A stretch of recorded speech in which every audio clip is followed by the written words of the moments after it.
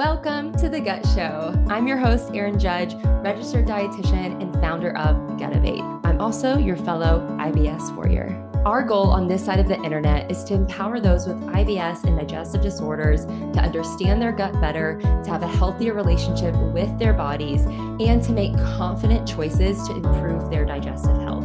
During this season, you can expect a conversation around a hot topic related to gut health, digestion, and IBS. As a disclaimer, I am a dietitian, but I am not your dietitian. So everything covered in this episode is meant to be educational and is purely information that you can take back to your healthcare team in order to make the best decisions for you. If you're new here and something just doesn't feel right in your gut, if your symptoms have led you to this podcast, I invite you to start by taking the quiz, What's Your Poop Personality? Your personality type will unveil what your symptoms may mean, what may be causing them, and what you can do about them. This is a free quiz and you can take it today at getovate.com or find the direct link below in the show notes. While you're going to take the quiz, let's jump into today's episode.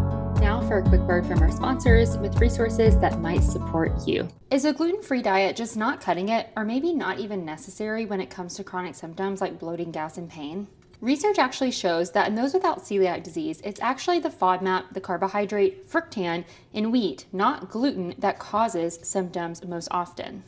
This means that you may not need a strict gluten-free diet to see symptom relief. And it means that if you are reacting to fructans, there may be more foods in your diet beyond wheat that are causing you symptoms. This includes foods like garlic and onion, and even some fruits and vegetables that can sneak their way into your diet and contribute to those chronic symptoms. So you can choose to limit these foods and reduce your overall fructan intake in order to avoid symptoms. You also have the option to break the fructan down using FODZYME, an enzyme blend that targets fructan, lactose, and GOS FODMAPs, and that will help you break these FODMAPs down to then prevent the symptoms. Learn more about FODZYME in the show notes, and you can use the code THEGUTSHOW for 20% off your first order. Did you know that you can now order your own gut health tests without waiting months for a doctor's appointment? Gemelli Biotech offers trusted, science-backed, at-home tests for conditions like SIBO, EMO, ISO, and post-infectious IBS. Their Trio Smart Breath test measures the 3 key gases, hydrogen, methane, and hydrogen sulfide, to detect different forms of microbial overgrowth.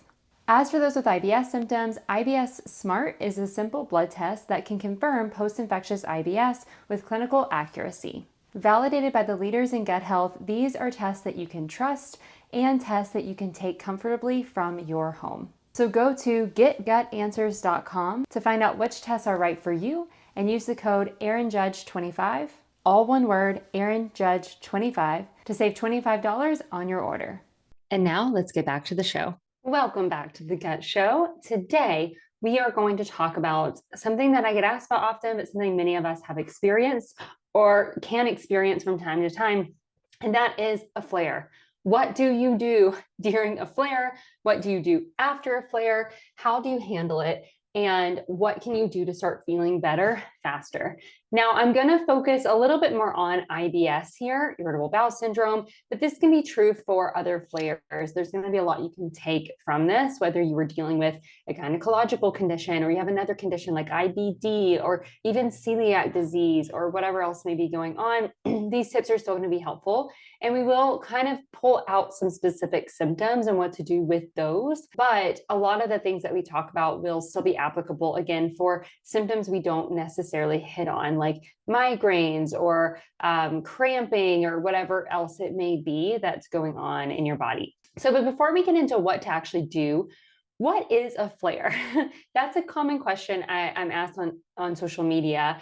Whenever we talk about flares or symptoms, or we're trying to figure out triggers, because usually we talk about triggers in relation to a flare. So people are trying to define what a flare actually is, and they're curious about it because it seems like you should be able to know what is a flare or not, what's not normal, all those things. So the hard thing is that a flare is very much a subjective term, meaning there's not one specific amount of symptoms or one specific marker for me to tell you that you're in a flare or not. And the duration of a flare, the specifics of a flare will look different for every single person. So you define it for yourself. But it's typically going to be when your symptoms are significant enough to impact your life. And that may happen in one day, in one moment, more like an episode, or it may happen over a week at a time, or it may progress over time, becoming worse as maybe a week or weeks or months even go on. So it's not going to be one specific thing, but usually this is just where your normal symptoms get significantly worse. If you are well controlled with your symptoms, this may simply be just having symptoms, which maybe you normally don't, but now you do.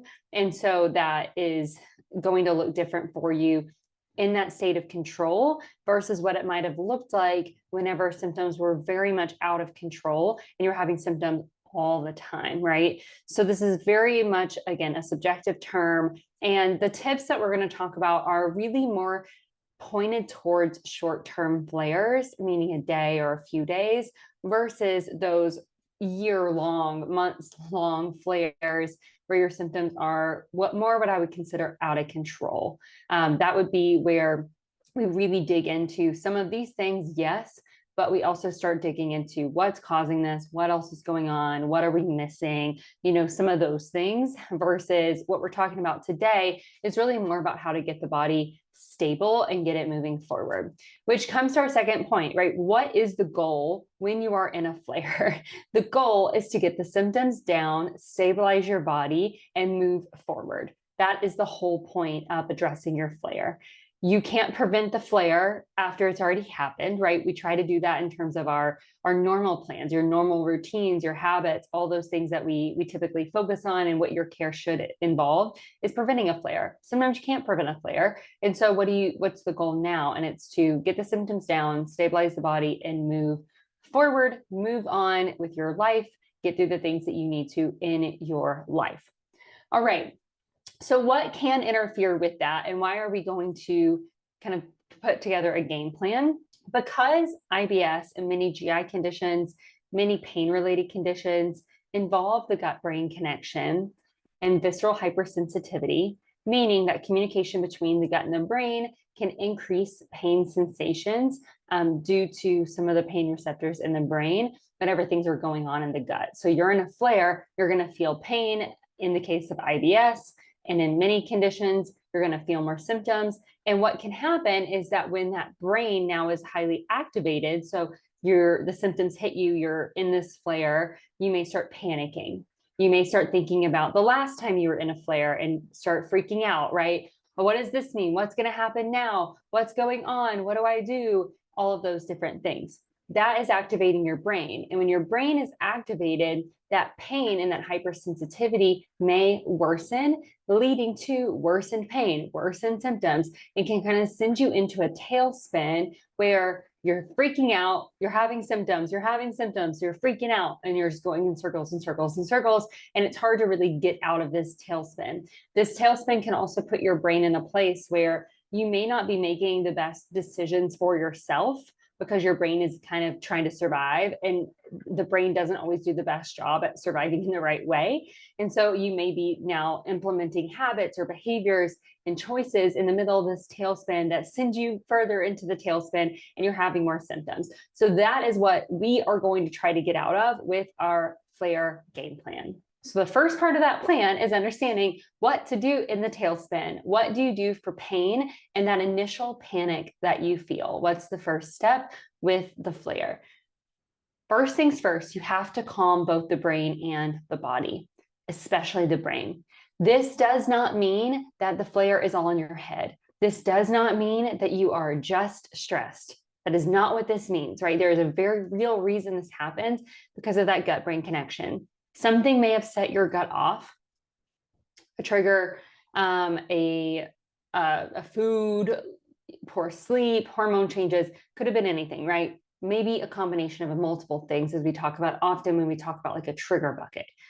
So something set you off, but now your brain is involved, right? Your brain is part of it.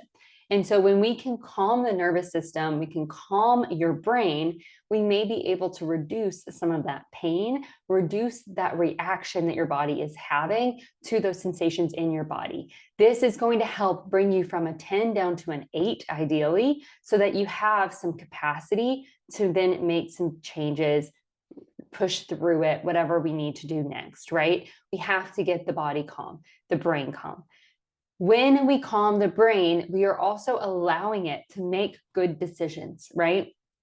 Because when your brain is panicking, your decisions may not be the best. So we want to get to a place where you can really be present and think and be with your body and make the best decisions that you can for your body. If you don't do it, whatever, no shame, move on, right? We're going to move forward, but this gives you a chance to do it differently, right? So some of the ways that we can do this are through your breath and through practicing presence.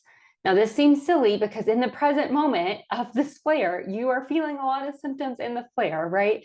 So the presence we want to feel is to your surroundings, kind of grounding yourself in the reality around you versus just in this tailspin that's happening internally and inside of you, right?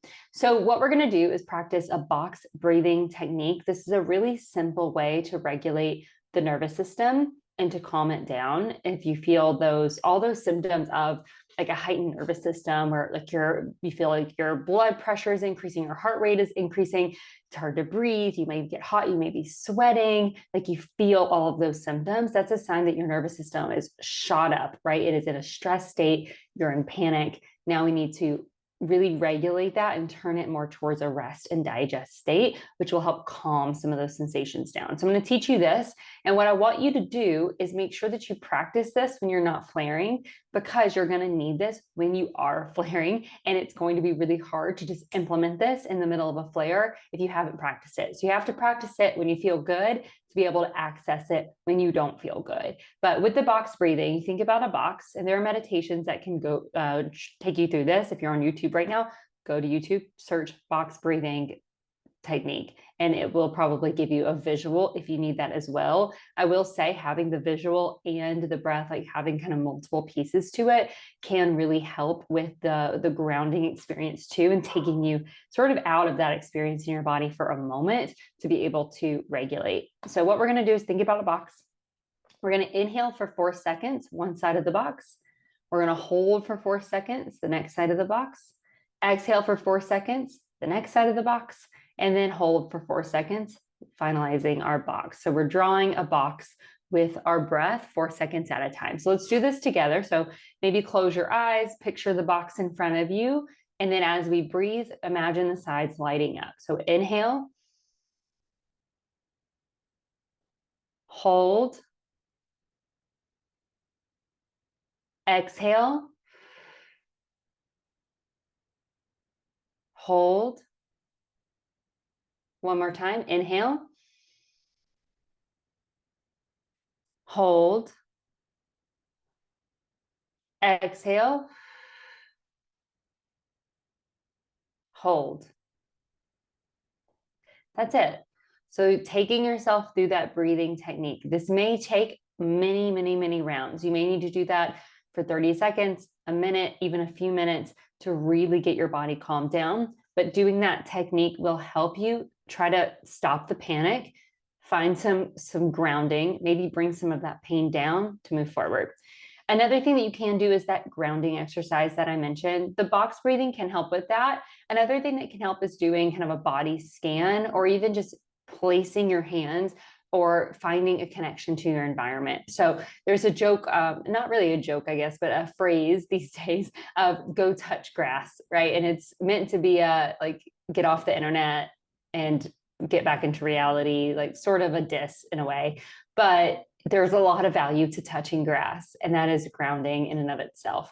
So going into the earth, into grass, putting your bare feet, putting your hands in the ground, reminding yourself that you were here, you're on earth, you're in this present moment.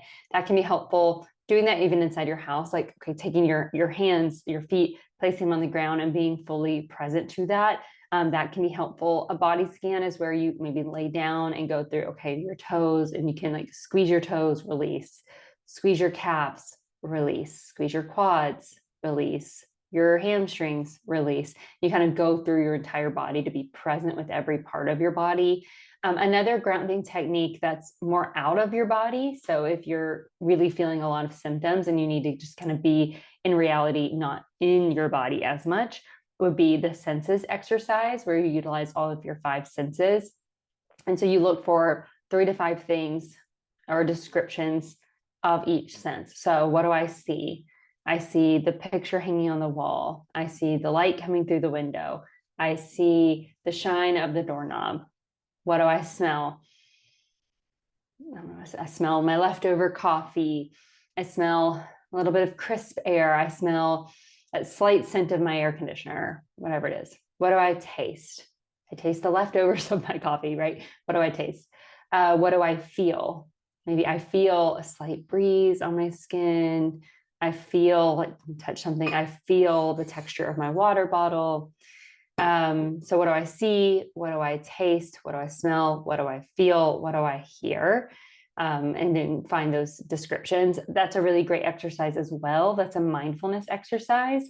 So that can be really helpful if you are trying to stop the panic. I find that to be really helpful if you are outside of your home and you are really panicking and you have some control, right, to be able to connect around you. It can really take you from, again, that spiral into, okay, I'm grounded, I'm present, I'm here, everything's going to be okay, kind of feeling like you're on that like rock that's splitting in the middle to like solid ground, which can be really helpful for your nervous system. The senses exercise and a lot of the grounding exercises tend to be better through some sort of guided experience. There's a lot of apps out there like the Calm app, Headspace, all those meditation apps. They have these exercises. So if you utilize one of those, like go ahead and find where they are.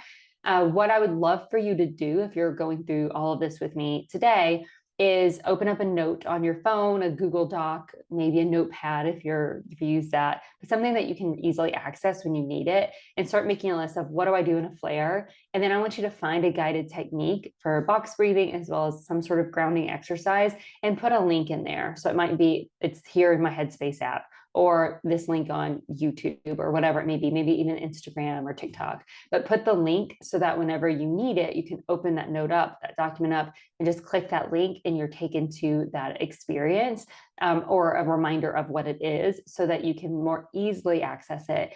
Grounding, box breathing, all this nervous system stuff, the brain work only works when you're actively present in it. Just imagining a box and just breathing without thinking about it or like really being present in it may not do much. You really do have to be in it. And so the guided experiences for those can be extremely helpful. So I encourage you to do that.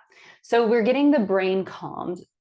Part of that may also be figuring out, okay, what do I need right now? Maybe it's, I need to communicate. Maybe it is, I need to go home and be safe. Maybe it is, okay, I need to let my manager know that I'm having a lot of symptoms, see if I can work from home for the rest of the day, or just letting them know that I might be late or something like that. Whatever is panicking inside of you or stressing you out. And usually your body's already telling you, or your brain is telling you what that is. So you're probably already thinking about, oh, what do I do now? Or I have that meeting coming up or whatever it may be. Ask yourself, okay, what do I really need? This is something that you may have to work through with a therapist.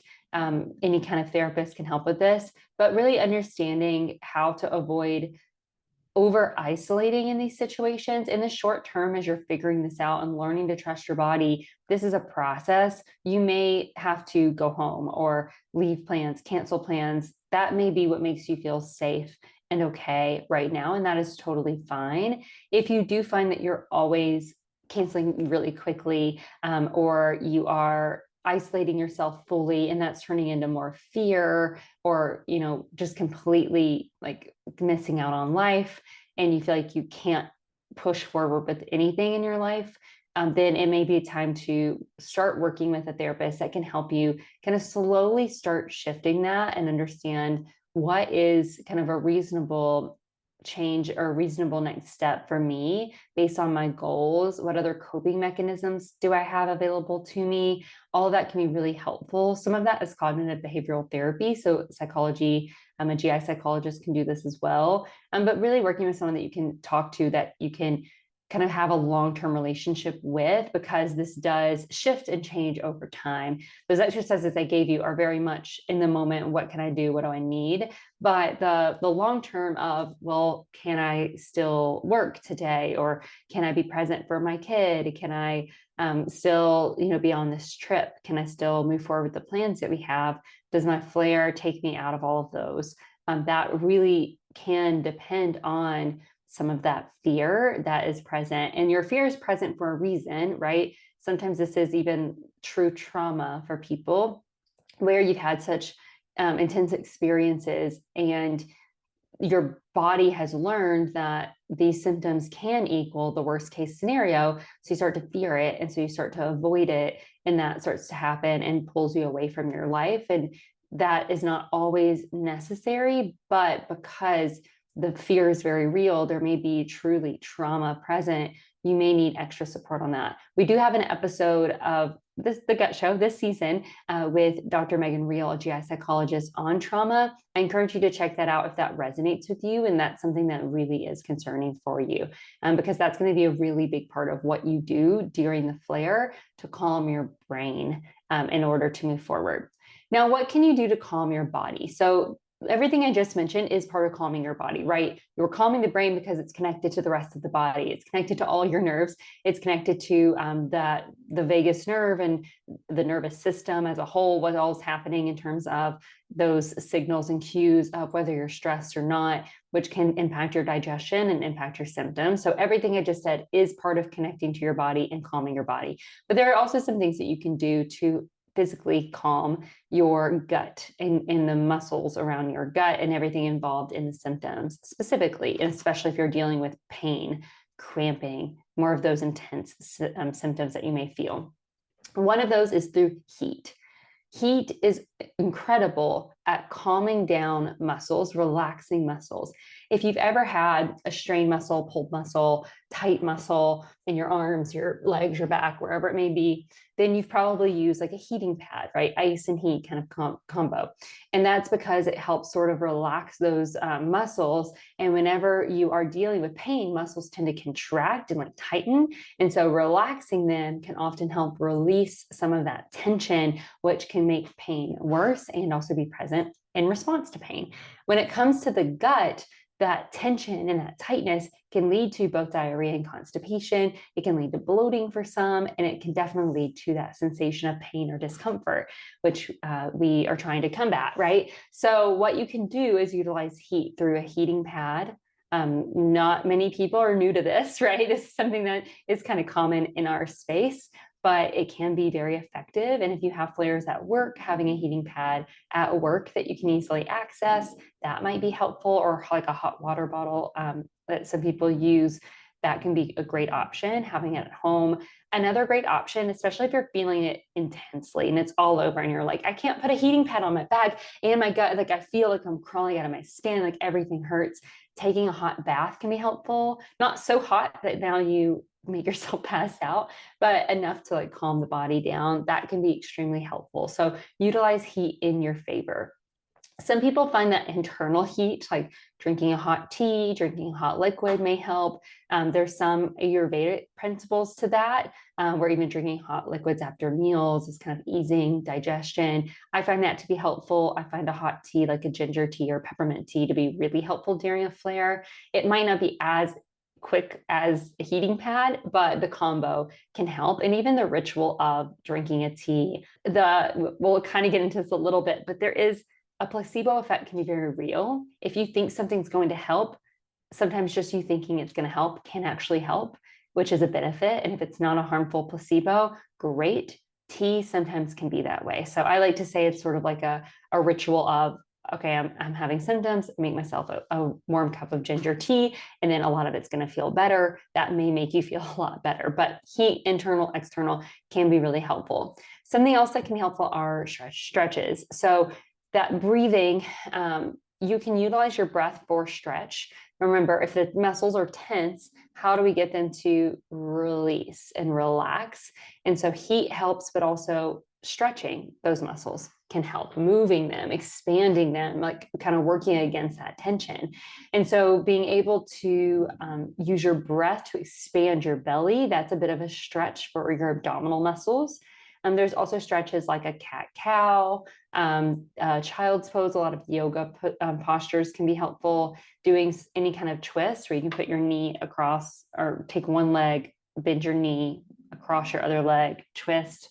Any kind of spinal twist, laying on the ground, pull your knee into your chest, push it, twist it over your body, and then lay your arm the opposite direction. All of those can be helpful. And you can look up abdominal, spinal movement, mobility exercises, stretches, which can be extremely helpful. I do have a video on this just as a social media post. It's one of our top ones. So I'll try to link that. If you want that video, it's really more on releasing trapped gas, but it includes a lot of this, these same things that I'm talking about. You can also work with a physical therapist. Pelvic floor physical therapy can help a lot with this. These stretches are very similar there. Or you can look up, a quick, simple mobility exercises for digestion or spinal mobility, spinal stretching, abdominal stretching, things like that can be really helpful. But those are the things that might be able to kind of get you out of some of that pain and initial panic.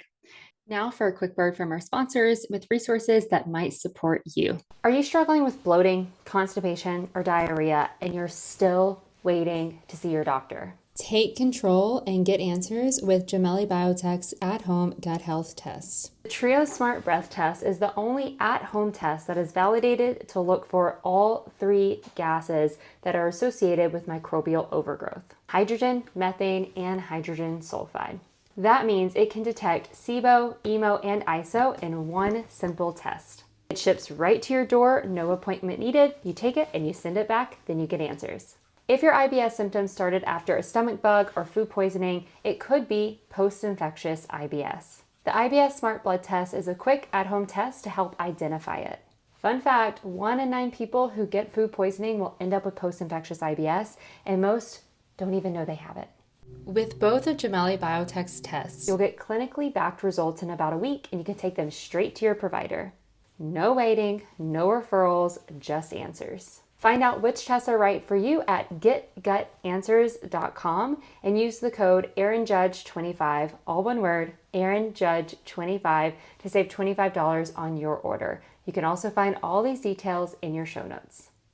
When it comes to irritable bowel syndrome with constipation, or IBS-C, there's no one-size-fits-all treatment. If you're not satisfied with your current IBS-C medication, it may be time to try something different. Ibsrela, tenapanor, is a prescription medicine used to treat adults with IBS-C. Ibsrela works differently to help relieve the constipation and abdominal symptoms of IBS-C and could be the right option for you.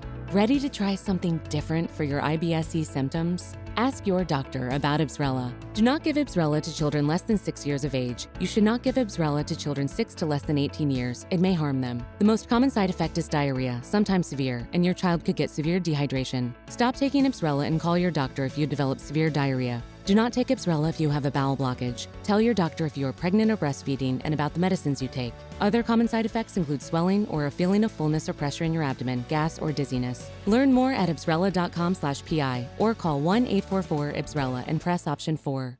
as someone with IBS-C, I've struggled with symptoms related to food for the majority of my life, specifically FODMAPs. My personal triggers, beans, dairy products, garlic, and onion, would leave me feeling bloated and uncomfortable after meals, especially whenever I was eating out or traveling or living my life outside of my home, which meant I either had to just deal with the symptoms or eat bland, awful food and miss out on experiencing the social interactions and the joy of food. Finding FODZYME was a game changer for me. This is an enzyme blend that targets FODMAPs, specifically the GOS that's found in beans, fructan in the garlic, onion, wheat, and even different fruits and vegetables, as well as lactose in dairy products. I stash this in my wallet, my husband's wallet, every bag I own. I take it with me everywhere I go so that I can simply sprinkle it on my meals, eat with confidence, and feel my best after. If you want to try FODZYME for yourself, go to FODZYME.com and don't forget to use the code THEGUTSHOW, all one word, THEGUTSHOW, for 20% off your first order. And now let's get back to the show. You may also utilize some supports for this, and we'll talk about more specifics for constipation versus diarrhea. But for pain specifically, and kind of that initial pain that you may feel, peppermint oil capsules can be extremely effective. They're very safe, they're very effective, and they tend to be a good go-to. And you can use these before meals. They're often dosed before meals, but you can also use these when you need them in the moment. IB Guard is a great option that's been pretty well studied as time release and tends to work really well. There's others out there as well that you could utilize, but that can be extremely helpful. And then the biggest thing to consider, and we'll talk about some more specifics of this, but you want to make sure you are staying nourished and you are staying hydrated. The worst thing that you can do in a flare, especially initially, is just skip all meals, stop drinking water, putting nothing in your body. And I understand the reason why. This is part of that kind of trauma brain piece. Is I'm having symptoms, my digestive system is freaking out, it can't handle anything. So you just don't do anything. But that can make it worse. That can also work against the other parts of your body that are necessary for getting past the flare. And so we definitely want to make sure you're staying nourished, staying hydrated in a way that's going to work for you. You may go to your safe foods. I'm going to talk about some other specifics, but that's okay. You just want to make sure you're doing something and not completely missing that and causing that to be prolonged, because our goal is not just making the symptoms decrease today, it's bouncing back and getting forward, like moving forward. And that's what success tends to look like, is how well you bounce back from flares before we even get to a point where we're really preventing them perfectly, right? Most people can't get to prevention without learning how to bounce back out of flares first, which is what we're doing. So let's go through a few specifics based on bowel changes and specific symptoms or like subtypes and what you might be experiencing. So if you're in a constipation flare, a constipation versus a diarrhea flare can look a bit different. With a constipation flare, sometimes this is more prolonged and kind of ramps up, meaning it might be a few days in the making to get here. But it also might be that you wake, like you don't have a bowel movement for one day, that you may consider that to be a flare. So this can kind of vary based on that. But with constipation, you're not emptying fully. And what often happens is more discomfort, pain, bloating, distension because of the lack of bowel movement or lack of bowel movements over many days. The core things that you focus on, especially in the moment, right? You're not having bowel movements. We want to try to stimulate one in a way that's not going to cause even more symptoms, ideally. If you utilize really intense laxatives, if you do a full bowel clear out, you utilize an enema, that can work, but it may cause more pain, more bloating, more discomfort. It may lead you to clear out and then be constipated, right? Kind of that yo-yo effect, which we don't really want. And so how do we address it properly? So in the short term, the day of, right, things aren't moving. What do? Movement, water, easy to digest foods. With movement, it's not, sometimes it's the intensity. Being able, if you are able to run, kind of get your heart rate up, really push yourself in a workout, sometimes that can stimulate a bowel movement. That's not the only thing. If you overdo it with really high intense exercise, you may put your body under more stress. And so even just going for a walk, getting your knees up, doing some stretches, walking throughout the day, walking after meals, that can help get things moving in your gut to help with the bowel movement. With water, drinking a lot at once can actually be helpful, but making sure you are very well hydrated, especially if your water and fluid intake had gone down previously. And then with food, fiber makes a difference, but if you are backed up, fiber will make you more backed up. So you need fiber to get things moving, but you also can cause a bit of a traffic jam by putting in way too much fiber. So you don't want to eat tons and tons and tons of fiber. You want it to be a bit more easy to digest, and cooking them down, blending food up can actually be really helpful. You're kind of allowing your body to digest it with fewer steps because you sort of started that process by cooking food down really well, or again, blending up a smoothie versus a bowl of oatmeal. For some people might actually work better, especially if it's been a few days to even a couple of weeks before you've had a really good bowel movement and you're trying to get that to work itself out. You may want to work on stimulating a bowel movement in the short term. And so instead of the laxatives that may work the next day, a great way to do that is through coffee. Having coffee, relaxing, giving yourself time to use the toilet, that can work for a lot of people. Decaf coffee can even do a similar effect. Matcha can have a similar effect in larger amounts. Not quite as intense as coffee, but it can still work if that's something that's available to you. You can also utilize the gastrocolic reflex. So whenever you do eat a big meal with constipation, it's kind of hard because if you are bloated and uncomfortable, it may be hard to think about eating a large meal. But if you eat a bigger meal and then space that meal out after meals, you may have that sensation of needing to clear out what's stored, clear out all of your poop for everything that's coming in with the food that you just ate. And so having some time to use the toilet, so eating a large meal, fully relaxed, keep your body calm, go sit on the toilet, utilize the squatty potty, deep breathing, relax your belly, all those proper toileting techniques that may help you stimulate a bowel movement. And that can be helpful too, to even slowly start working things out without the use of laxatives. That can be really helpful.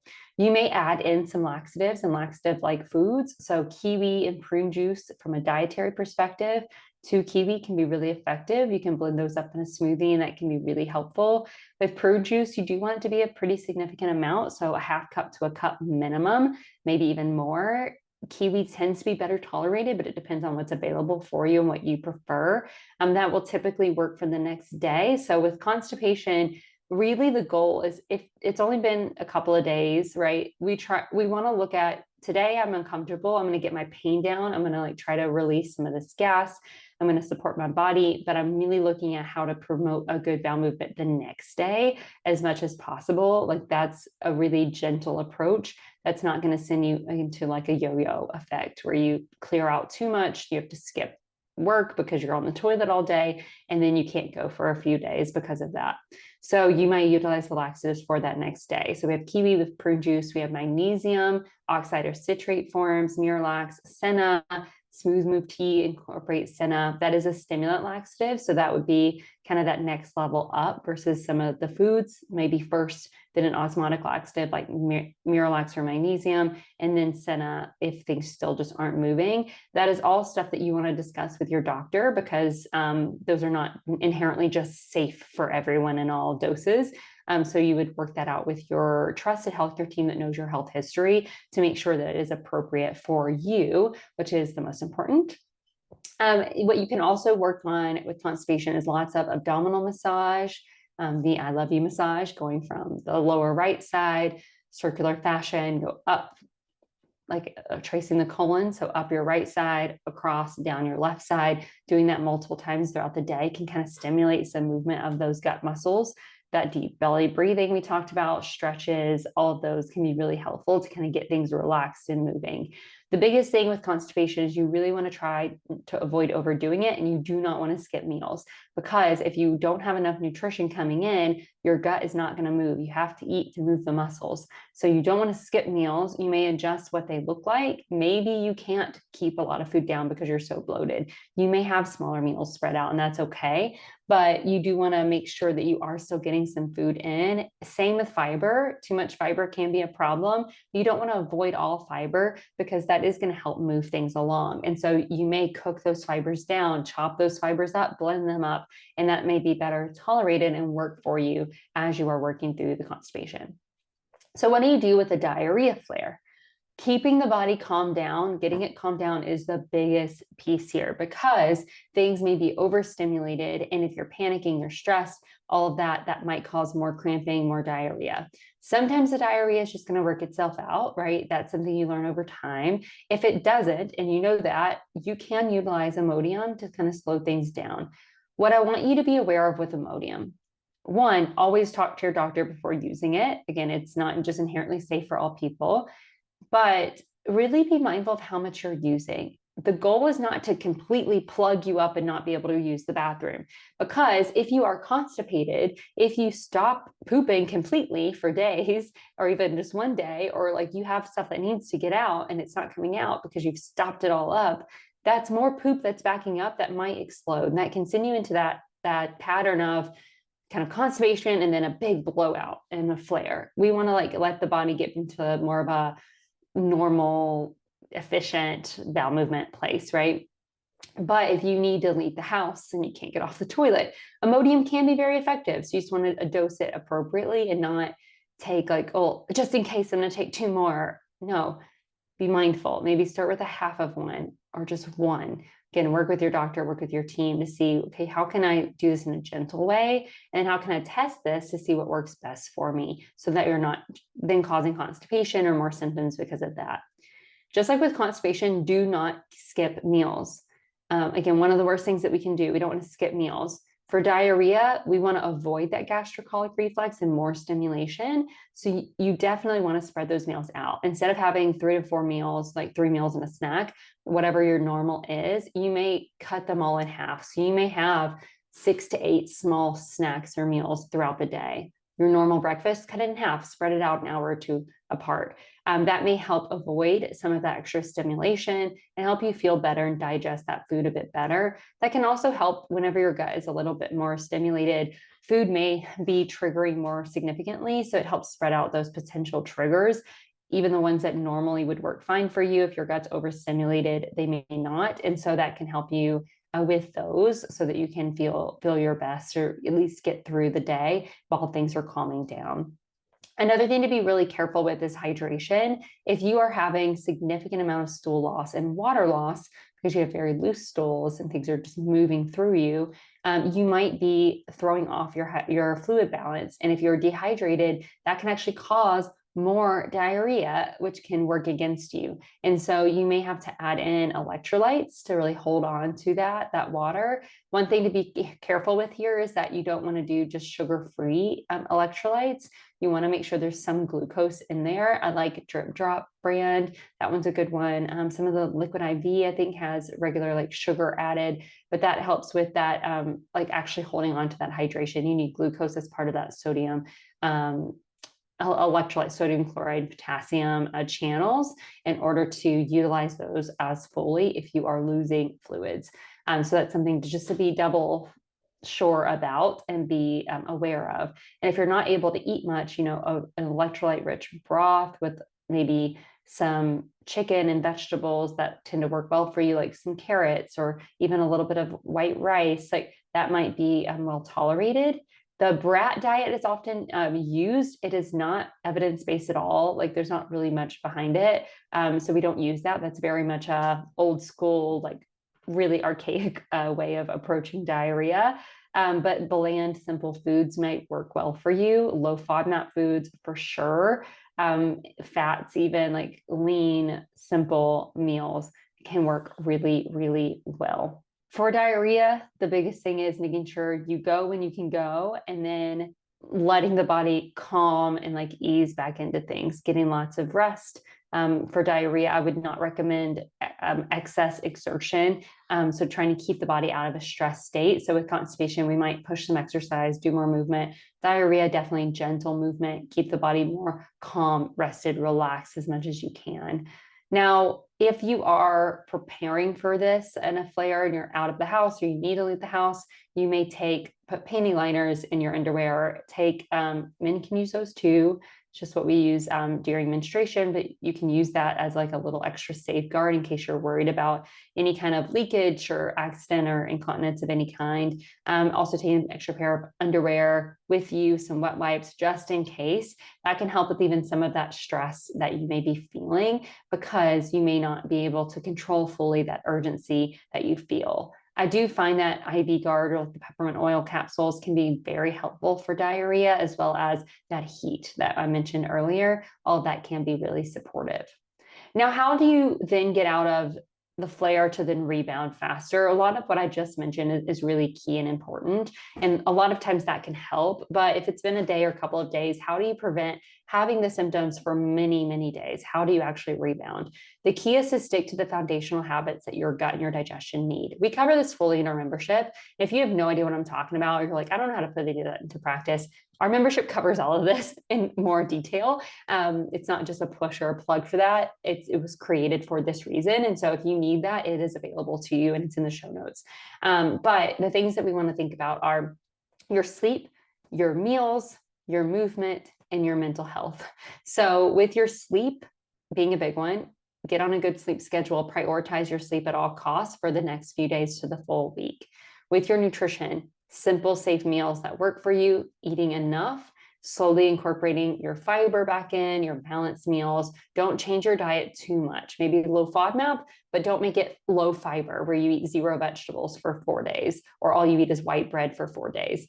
Start easing back into balanced meals that are nourishing. Maybe avoid things like sugar-free things or high-fat fried foods, really heavy foods. Like, try to avoid overdoing it until your gut feels steady.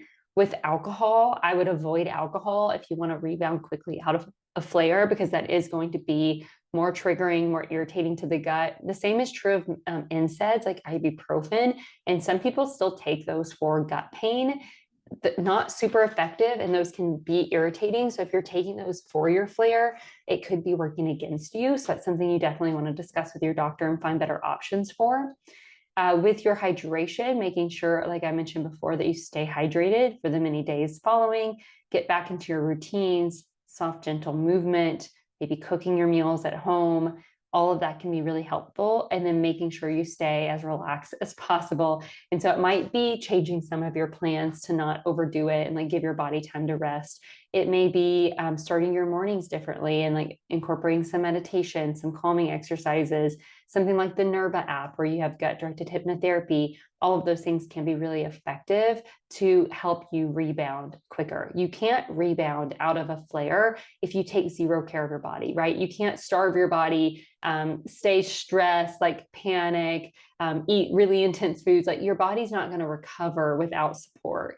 But getting into those foundational habits and routines as quickly as you can help you move forward more efficiently. And again, that can sometimes be the success that you're looking for. And it is possible. It takes time. It takes a lot of trial and error. And then the more that you do it, the more that you will remember that that's what helps, the more that proof you build for yourself, and the more quickly you will get into those things when the next flare comes. So it is a practice. You have to practice it when you feel good to get there whenever you don't. It takes intention. So having that note that I mentioned before, all those things written down of like, here's my plan, this is what I do, so that you can reference that when you need it. Maybe having the people in your life aware of those things. You can send this to someone in your life that's your main support that can help remind you of the things that may be helpful for you, and then be able to put it in practice over time so that you can see those ongoing results. And again, if you need a lot more kind of hand-holding and guidance on exactly what to do,